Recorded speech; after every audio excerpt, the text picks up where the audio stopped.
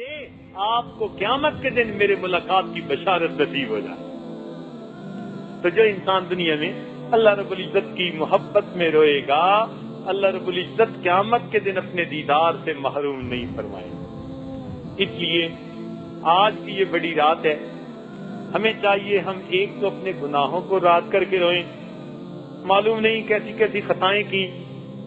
آج جہنم سے ہمیں پناہ مانگنی ہے اور اللہ تعالیٰ سے معافی طلب کرنی ہے. اے اللہ ہمیں جہنم سے بچا دیجیے. آج کی اس بابرکت رات میں جہنم کی آگ ہم پر حرام فرما دیجیے. اور دوسرا اللہ رب العزت کی محبت میں، اے اللہ ہم آپ سے آپ ہی کو چاہتے ہیں. یہ لیلۃ القدر ہے، اس میں آپ کی اتنی رحمتیں اور برکتیں نازل ہوتی ہیں. اے پروردگار ایک رحمت سے ہمارے نصیب کا بھی فیصلہ اچھا کر دیجئے کہ ہمیں قیامت کے دن اپنے عاشقوں میں کھڑا فرما لیجیے، اپنے چاہنے والوں میں کھڑا کر لیجئے. آج اللہ کی محبت میں جو بندہ روئے گا وہ قیامت کے دن اللہ کے دشمنوں کی صفوں میں کھڑا نہیں کیا جائے گا، نہیں کھڑا کیا جائے گا. ہمارے حضرات دو باتیں کیا کرتے تھے اور دونوں باتیں بڑی عجیب ہیں.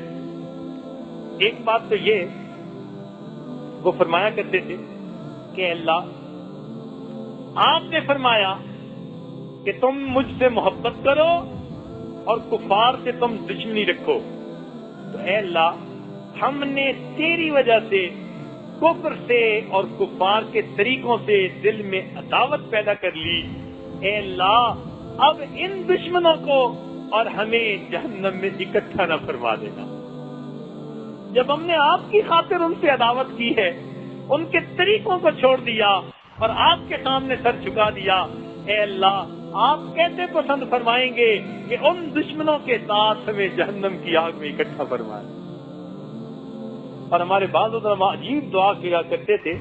کہتے ہیں کہ میدان عرفات میں ایک بزرگ یہ دعا کر رہے تھے.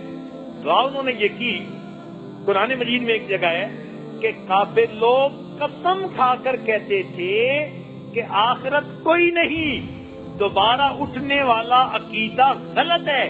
قسم کھا کر جہد ایمانہم، قرآن مجید میں ہے قسم کھا کر کے.